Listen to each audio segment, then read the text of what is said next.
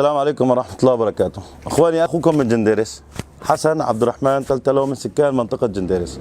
الله يحفظكم جميعا. اجت كرتونات معونة ما شفنا شيء. اجت اغاثة ما شفنا شيء. اجت خيم ما شفنا شيء. ايش بدكم اجا؟ ما شفنا شيء. هذا الحكي للرأي العام كلياته يسمعه.